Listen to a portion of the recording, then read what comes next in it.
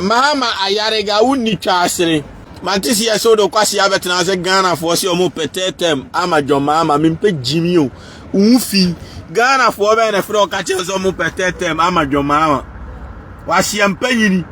John Mahama obaye wayi ye nie. Over 1 year on 20 teacher for ka. On 20 anese for ka.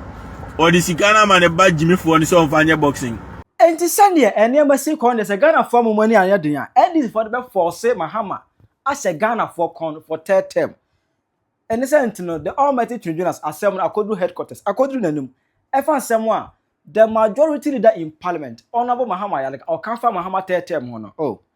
Twene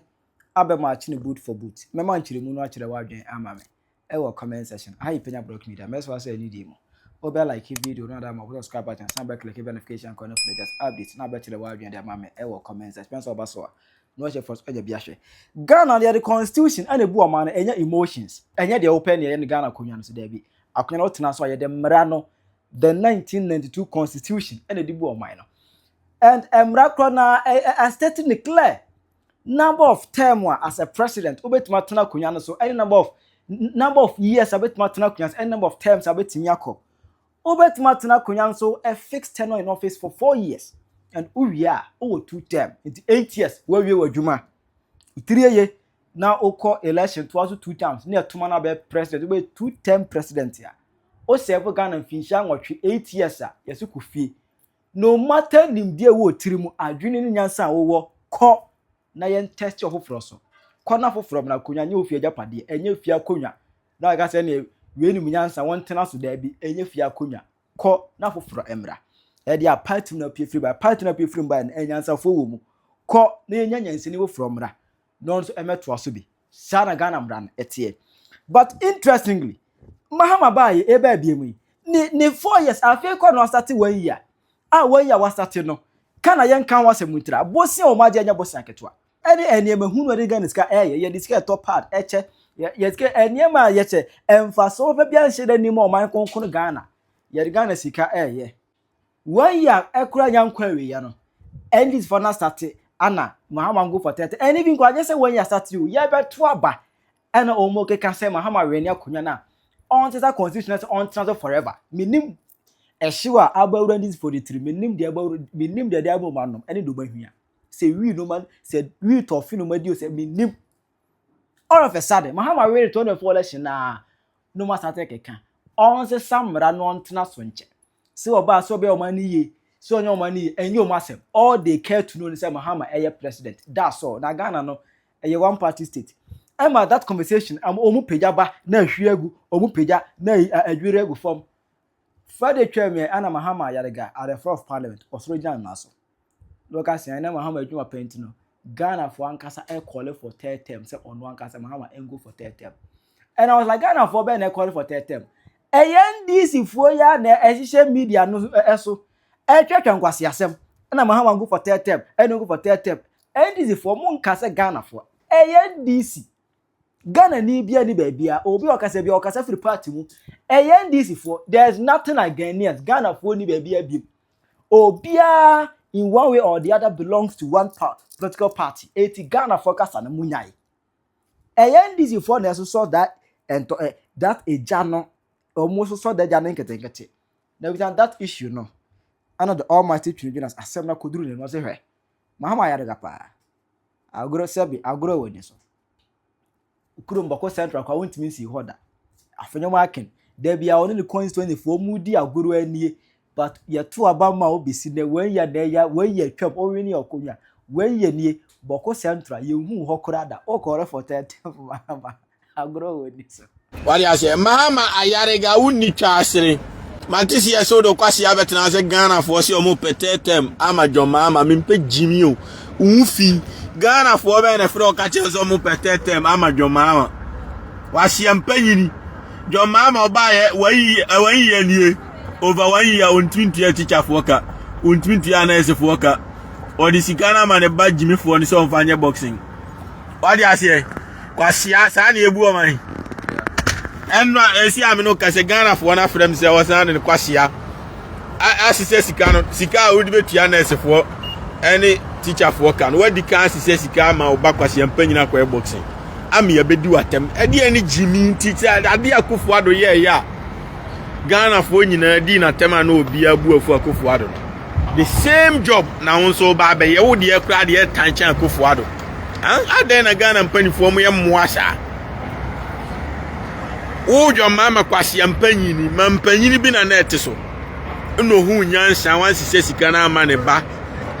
ena okotua teacher for kan ye kire wade ena kwase mpanyini ti se wo utimi ko school ro kwase abetina ho se yenye o president ayaye o president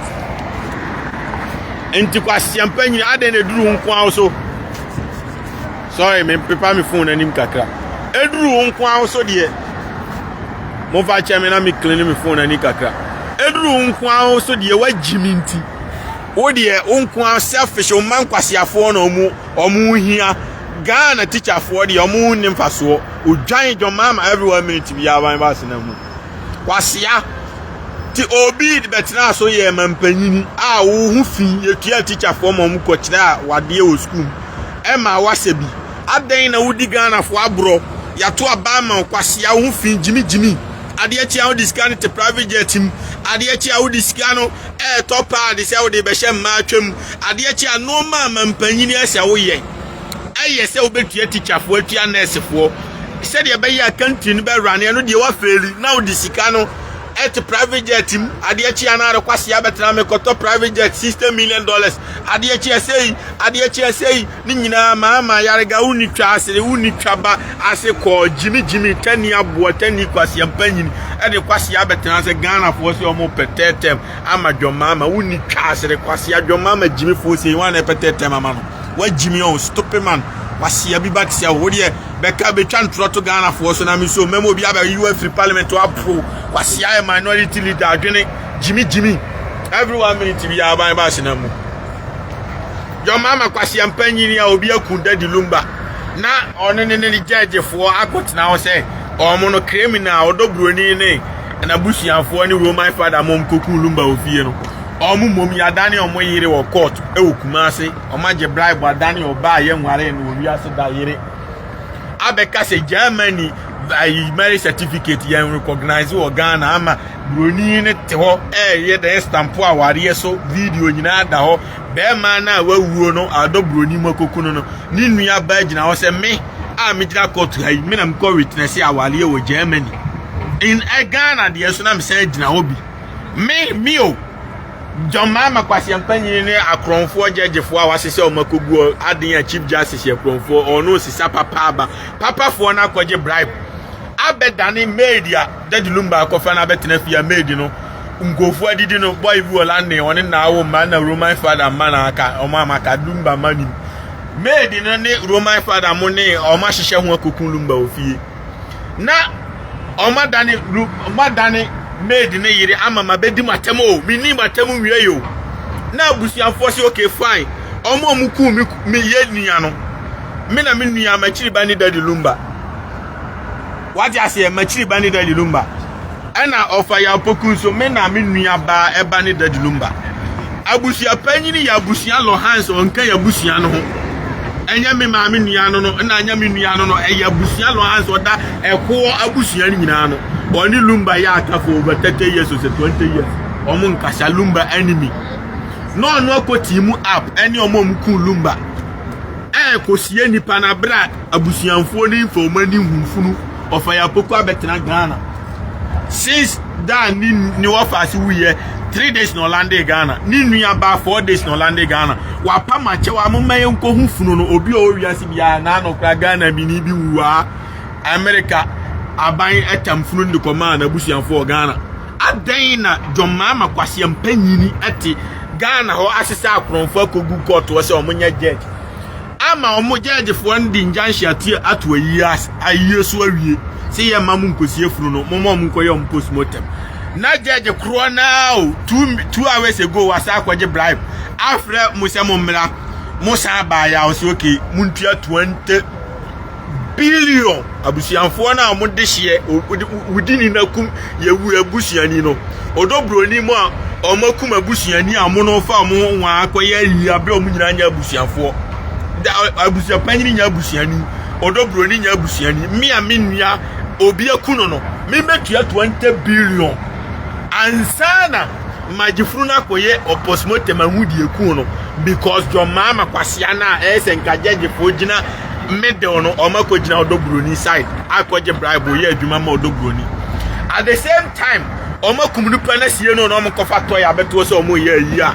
John Mahama kwasea mpanyina kofa soldier for ni police for no omo guide odobroni because omo nim so de kum lumba nti oman guide na lumba busia fodo kuno look at this na aboa we odo kwasea betena say sa aboa ti say John Mahama sa aboa ti say mwa ti say ndisifo sa mwa se yensan kofa omo mra tetem na omo mel support wa wudi fo no omo nkum nipa nko free can't papa nko odobroni da original interrogating room every day on answer questions pan omo fa school mba John Mahama kwasea mpanyini ye wudi ni nti akọ join ni criminals no ama omu soldier for guide o man no petrol na anu se me bo passion ko bi nkowo odobroni sikan ofie nku no me ko omu si soldier for nku na atwa fie o hia cause a criminal nku obi nko free enya John Mahama na jimia it doesn't happen nowhere na enwan sei odo kwasea betena se anwan sei yensan for omu metena so na omu me lead Ghana na omu me encourage awudifo na omu nkum nipa legend mu o that the lumba yetimi akuno yentimi na busiani antimi ahufunu physical ebi ni wiase dada ke di nyani pa ne kunu wan ko tia bribe se ye man ye nkoye autopsy abusianfo fo amufunu koye omo autopsy and om de beto so say overdose yi ne hono wuye obia o Ghana obia owu ayede ne beto petem obia hwe na e banse adadi lumba nko ade aban atimu ap ne odobroni aboa me ekuno ni akata so abre obia hu de ekun lumba Nana Kwame or say John Mahama son is organizing another box. I know na make no say wo do kwasea se taxpayers money. Until onim se odi boninti ne bana ni ti se box iron. Onim se o wia esika de man ye box nti. Wase se soldier for ni police 400 no mu di akra na chi. Akra ketwa no 30 years 20 years pra onyan. Oye de nya $1 million cover at least every other countries. See mo mra megu Ghana nya box abra Ghana for na ekoto abama mo won futuro akoso mo kwan nyina tutu enkran kwan ya tutu kuma se kwan ya tutu wajimi John Mahama nti unim se bone ya wudi nti wan se akra ketwa o watam soldier for di o madinachi jimi abra so ye pe soldier mo akwachi akronfo a criminals ye nya soldier for because of criminality. Now when we sika ama oba amwan ko ehwehwani boxing na ye dan because obi anim say 8 years ago now oba kwasea mpanyin no na money hu finya kofo adu trans 8 years wantimi a organize boxing aden na monko a manya chance less than a year jimi nko a less than a year osimari asa nkofa mines amaminu Ibrahim Mahama jimi foyi obi ono no friend hu sika ni o odi oman sika say ye dan a ye ko wi oman japade de ama no Makoria Ghana Boxer Limited Eddie Ama Ibrahim Mahama sa no ma we nyina na mo ne kwasea betena mo se another time mo bodam na bia me ka kire mo no me ma wo ne me nya odobroni no makulumba na mi san suro na mi twa ntro se no ko wu hospital ade atia o ye da so enu awu ade atia se me be ka kire mo o mu wia o ma ya japade ma Ibrahim Mahama bi wa mebo pa ma obi ekoku no ta ma obewu me de ba beto obi antimi kasa wa be kasa mekuru criminal umeri o ma eja pade na kwasea mu disika na kwa private jet ni enye sikantua na esefo yenya. Do you want to say hi to my friends? Yeah, it's going live to Africa. Yeah, have a good day, bro. Yeah, of course you know what it is. Now kwasea fo ye mu meri sika no na yenye sikantua na esefo yenye sikantua teacher fo no mine say wow, now crab on the whole West resource. Afibia ni wiase Ghana for nyina failure bom. Eya John Mahama kwasea we nkwa because untia teacher for no omunye denye sikanto aduane ni nkoti atem. Do you know how much painful it is say wo de come gina wo wo gina wo 8 hours wona so abra wo nidi na wo kasa? It's impossible. Entia den na jimi wo say kuro no see o man kwasea fo o man o say see o ma wo risk nkra na life kwa akufo ado ba ya wan wi ne sika ma ne ba so mfanya boxing body guy bi ya ni na chimishia ne ma restaurant ya ne o mun kan mo wele so ishe Brazilian we da bi ya mishi o mo salum e won nkran o mun kwa ne o nam fo ne nam emre bi kura na nka ne baba akọ me kwa pen number age ina na for baby say fio mpel ena mse mu kura me na me mpemo all ya say me ni omu nyina edi agro nkran ho no police no security no nothing e banza John Mahama tipase John Mahama jimi for 10 nkwasea mpanyini o man kwasiafo omu de omu hia sojafo ni entuo program because mu ye criminals me odobro ni nya sojafo na nka kumasifo no be no nkwasea obi awale nkwaje obi kunu na mfa kwasea metana say yenye okunani because John Mahama jimi osuso criminal activity so NDC for ya mo ya wudifo enti me no de si an me di ntafo no kura tembio sia de ya mo John Mahama kota awudifo mu kun lumba achi waja se wo de o chinchim abusuanfo ne nsagu o mo achi a wa mo manhu o man physical o manhu o mu funu lumba funu ni nua hu da ne wo fa hu da sa ba ye de body trimo sesen yo o ma John Mahama kwasea mpanyin e di sojafo ne police guide awudifo no nti ama me no menyi ni se ntafo ne yemwa kura bio so mo kun oboko minim se eden ya John Mahama ne kwasea akohye group ba ko achi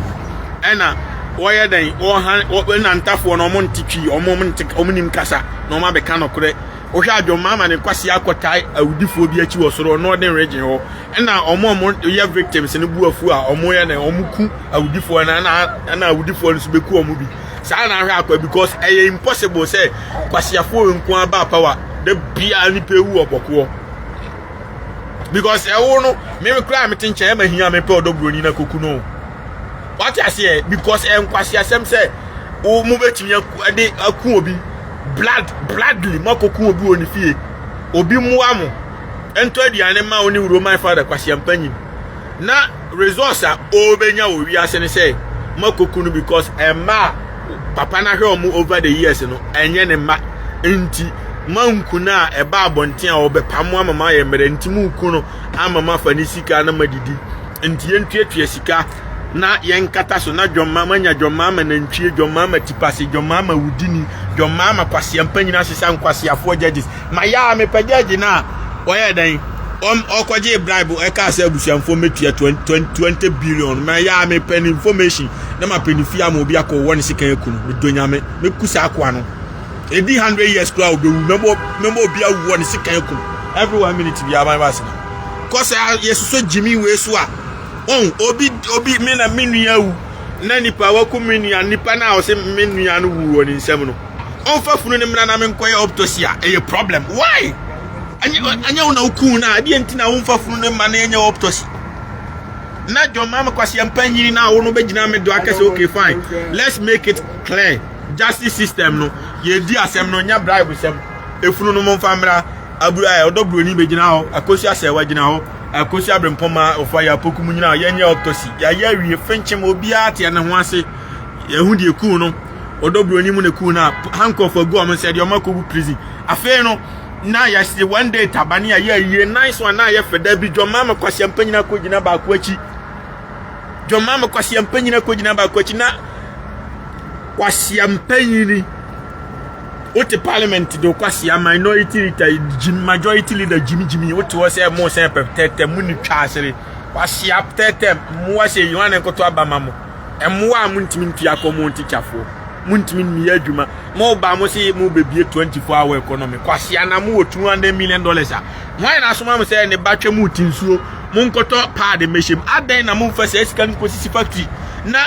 ye nka say ye meka bi ma mo say ma hunyansa bi adwuma ma Jimmy say me koto pad why ba na ne twe nti na koto abada bi enti despite mo hu say sika ni bida kwaku otin mo hu bida enti just within 1 year what pad $200 million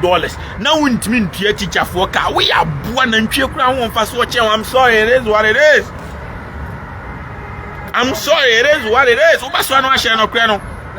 of course obaso a we subscriber for comment bra na me modi na me radio na obetimi asend stars so aba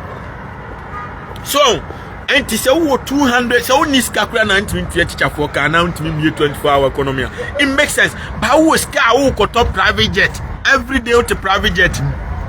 On yewo presidential jet John Mahama kwasea mpanyini betena o ye campaign epia Kevin Taylor kwasea mpanyini ene Captain Smart kwasea mpanyini kaso munni Akufo-Addo atem all because of say Akufo-Addo for private jet. Na John Mahama kwasea we who expect say ono kwa de obefro private jet to the extent say osisa efunu nyina edigu private jet simsi yemfa efunu enko South Africa yemfa efunu nko America ono kwasea mpanyini da bi o te private jet enra ade ne buafu ayi sojafo ne police for di so ma be ka kire Ghana for say wako high private jet John Mahama uni chance ne stupid man kwasea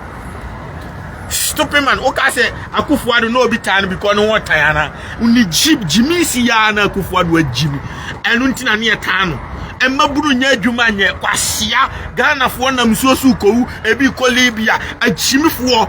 Uti opposition 8 years one from private jet da kwasea wanwu adan na just common 3 years when you post odi be ye bibi agidi ato o wasi wajimi o sise skana mabroni John Mahama wajimi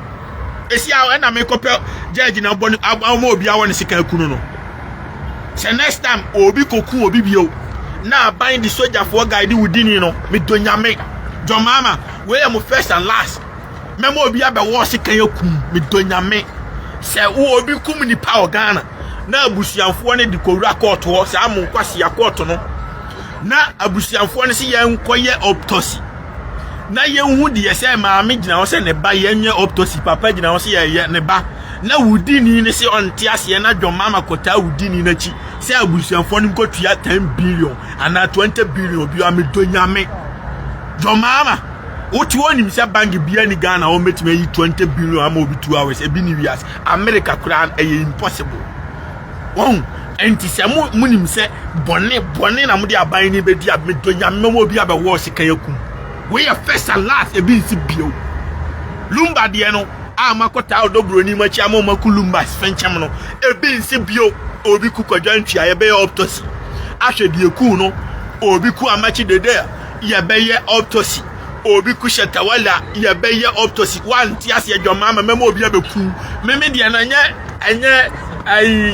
enye odobroni mu de omusuro no me de time woto so matia sika ma obi abeku uya me ba be di one dance say me na me yeku because ya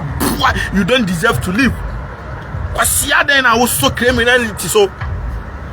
say we ya ne sa obi a de mra be hye ni sema kum nipa kotia sika ma judge fo mu ano Oye ni sa obi abetimi e de ni mrasha ni sem ye nchichiro man sa wajimi stupid man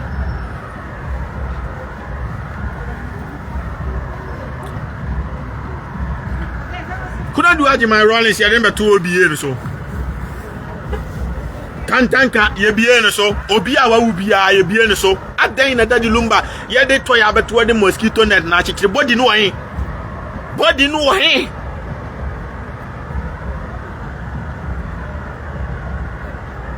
Nti se mu ya wudifo mu ya criminals a mu no mu ya criminals a mu hwe ya mu judges no mu bia kumo boy na mu si Akufo-Addo judges nya chief justice ye na de ekofa judge papa aba enkwasiafo sei criminals sei odi ya oba na police warning iron nya so obi de bo ntim kuna e wa ujimi kwasea nipa no ada danse obebi adwuma man 24-hour economy no atam sika na ma ba kwasea mpanyina ne wo fin se ono no nse sika no kwa waje ase ono omia me onye boxer onye hwe jimi no to sika no gu se sika de kofa boxers abegu ono ebetimi ayi ni krom kwan ntu ohwese a wo ba kwasea mpanyina no odi abade bontim kuna e wa uchimi omo frame sa o say ye boxing ni bi o nyansa ben pa na wo sa de ewem se wuntimi ntua teacher fo ka wuntimi ntua nurse fo wuntimi ntua obi aka sika na o se masese ama me ba jimi fo so mfanya boxing kanti John Mahama o ba kwasea mpanyini no a wo di sika ne ma no ma police mo ne wo ban na sha obi di ne boni a e wa fort kwasea onipa ebre o Ghana ho na kwasea fa e nto omun kosa lai na dada omun nto abamawa oba ya sika na ese wo de bi adwuma ma omun eya bi ye no wo simasise sika na ma me ba ne ho tantan oba ni ti se boxer yon aja se me bi am na bi oni ni oba ni ti se boxer yon oba ni ti se shoe wo simasise sika na ma ne se on fa nye boxing kwasea toluwa ma me me ka na pampam ni enwe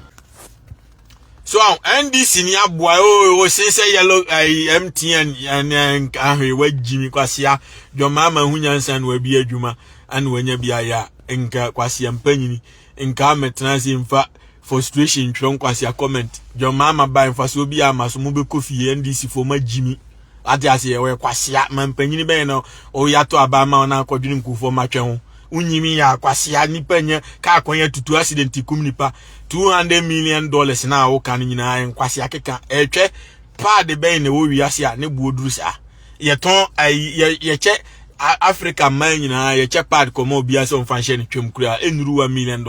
che banse John Mahama kwasea mpanyini nam se wase $290 million e o pad wo wiase ka no e o ye kronfo na kwasea hwana so man se koto pad.